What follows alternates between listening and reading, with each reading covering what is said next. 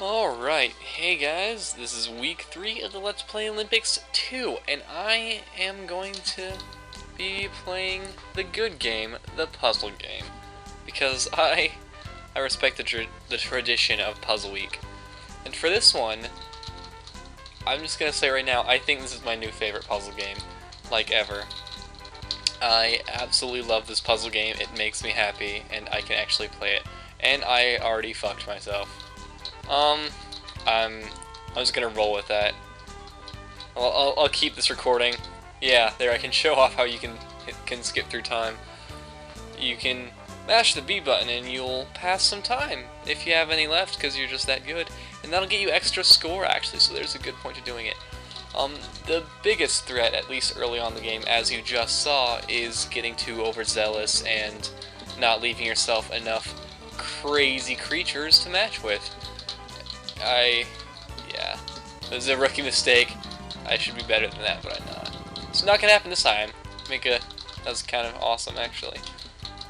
But no, yeah, if you've got some sort of thing like this going on, you can situate them thusly and have a little time left over.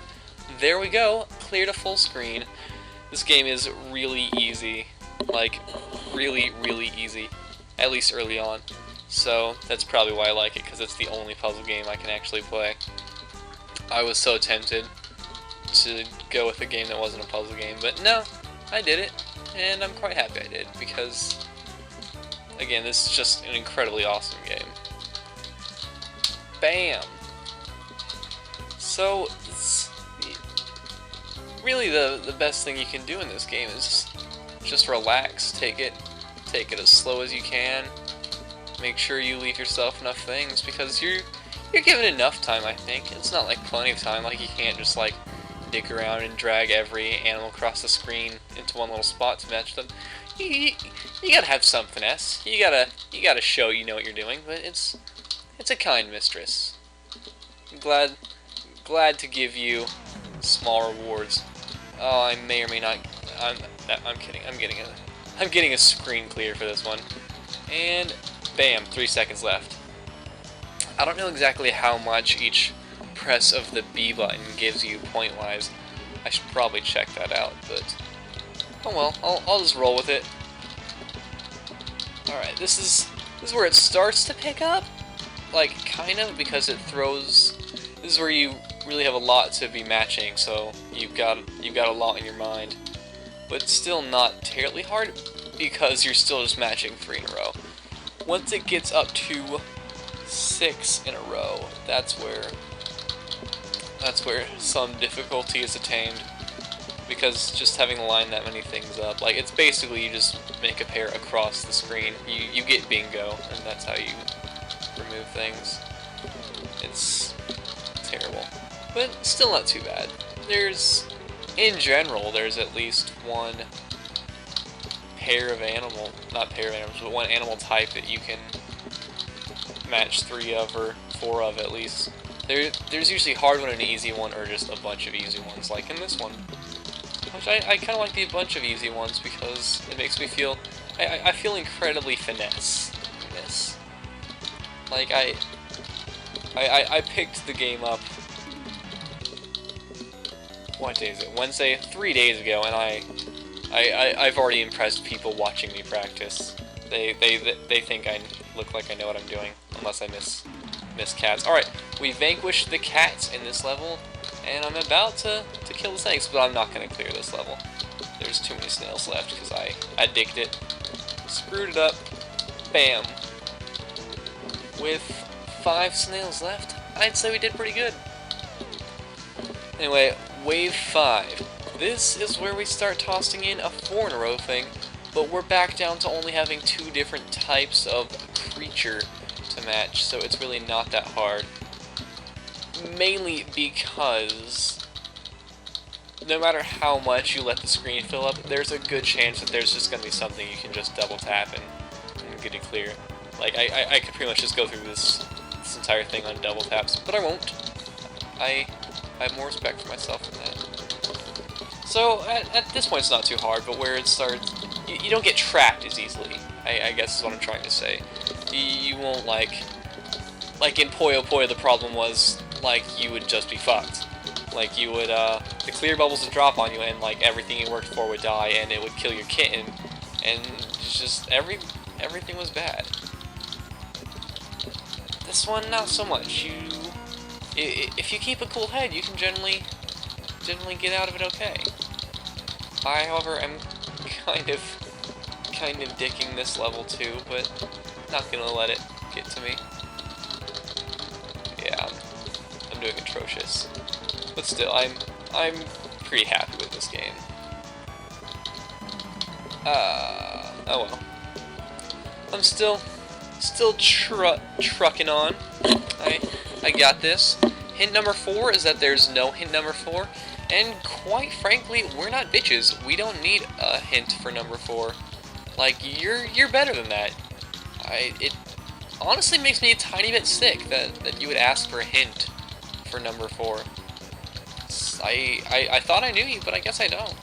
I see where the cards fall now. You're just the kind of person who asks for hints. But no.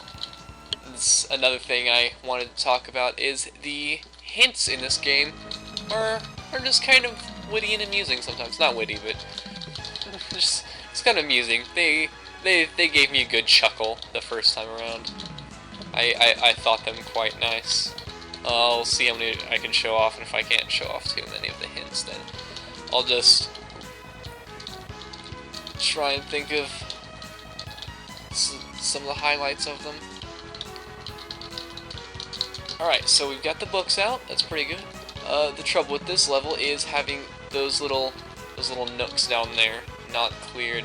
That's a not good thing, because it takes a good bit of time to get in there and drag stuff around. But no worries, we can do this together as a family. Oh, I actually was only one match away from winning that one. No worries, I got this. 37,000 points, and it's only going up from here. This is the only way it could possibly go. Like, possibly. Bam. Alright, so I have never actually cleared this level, but I have kind of a decent-ish tip for clearing this level. Essentially, if you let the sides get clogged up, as I'm doing now, like the little rim around the screen there, if you let that get completely filled, you basically aren't going to clear the level, because it just takes too long to be pulling stuff in and out of there.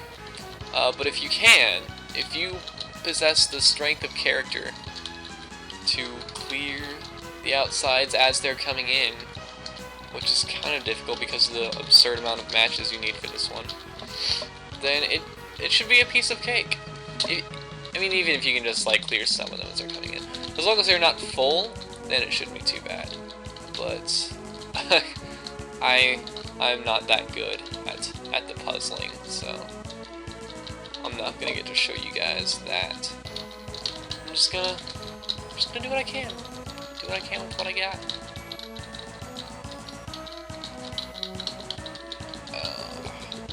Alright. So, the question marks, you kind of just piss away the question marks, honestly. I mean, they're really helpful because they can both just bomb adjacent creatures and they can be wild cards, but I don't know, I tend to just piss them away because I'm wasteful like that. Anyway, we're on to Wave 8. The hint for this is explaining that pressing the B button to skip through time will increase your score. This one is stupid easy if you're paying enough attention. It's going slow enough that you can basically match as things come in. Yeah, see, it gives you plenty of time to just set things up. I inadvertently showed off a few seconds ago, though. I hesitate to call it a glitch, but a small feature about this game. If you're placing a creature in the spot another one is falling, like before it reaches the location, then it just doesn't land. Like, you basically just get to destroy a free piece. Nothing too game-breaking, which is why it's still in there, I'm sure. But it's just kind of a thing to remember, you know. If you're really hesitating with the piece you're carrying around, and just let it go. If you truly love it, it'll find its own happiness. Now, it kind of... My first instinct here was that I'd fucked myself, but with the spares here, I can... Well, never mind, I did kind of fuck myself, because I just don't have that much stuff. The spares here, I can set that up and at least remove some of that. So I'm just gonna be through 10 seconds of time. Probably one of the longer amounts of time I've ever squandered in such a way. Alright, wave 9, picking it up. We need 5 people in a row for these little pink pogo guys. Whatever they are. Little kind of horned dudes. Yeah, you need 5 of them, which is, as I said before, basically just the... What is it? Not the length, not the width, the height of the screen. Yeah, see right here, you have to just fill the entire screen right there and get that. Nothing too bad, again, because there's just 2 types of things. I mean, just law of probability states that even if it just completely fills up, you're still going to have enough stuff to do stuff, you know? You know. I don't have to spell things out for you guys. So, I'm possibly getting a clear here. No, I'm not. Ah! Question marks. That's also why I don't like question marks, I think, is that specific level. Like, it's not a problem I have in general, it's just that level right there. I always have question marks left over.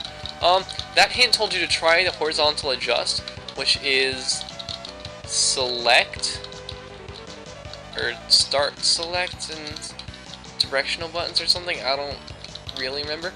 But because the way I have my emulator set up, I can't actually do that, because, select is shift for me, and W, A, S, and D are the directional stuff. So the hotkey for turning off the emulator is shift plus D, so whenever I would try that, the emulator would turn itself off, and I could not for the life of me figure out what was going on. So fun fact, this is why I'm not doing that. Not that I even know what it does, because I haven't done it for aforementioned reasons.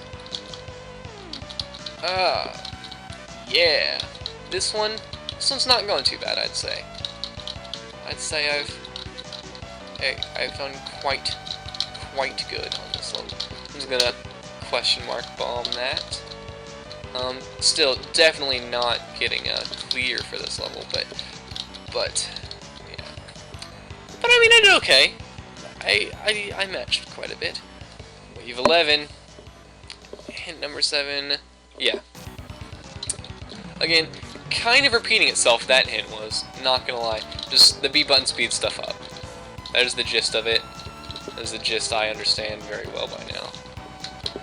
Oh, this one fills up quite fast, but due to the presence of the doggies and the cats, it becomes more manageable, because you can just kind of clear out a little bit more room.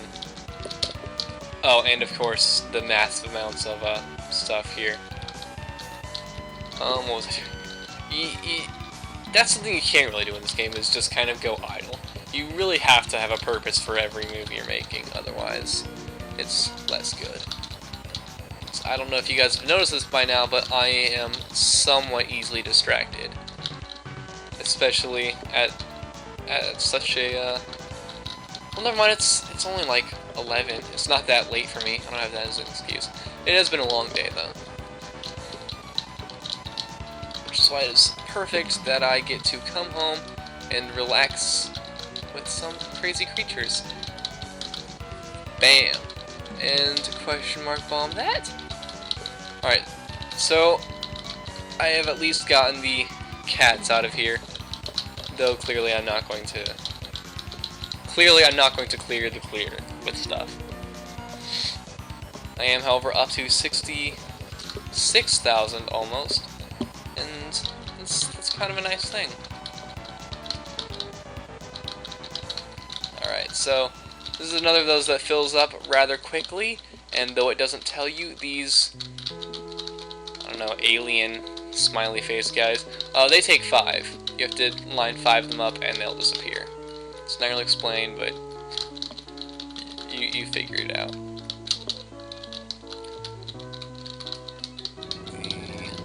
white elephants here. Or, I don't know why, but because I try to single one type of creature out at a time, because that just helps me focus, I always single the white elephants out on here. I guess just because out of my peripheral vision, that's the easiest to see. That would be my time being up, so I'm going to speed through that, and final score, 70,000. I haven't actually watched any of the other crazy creature videos. This was just me tossing this up. But now that'll have to do. Thanks for watching, you guys. This has been Cap'n Cappy. You know what you can call me. And I'm probably gonna go watch your guys' videos now. Peace.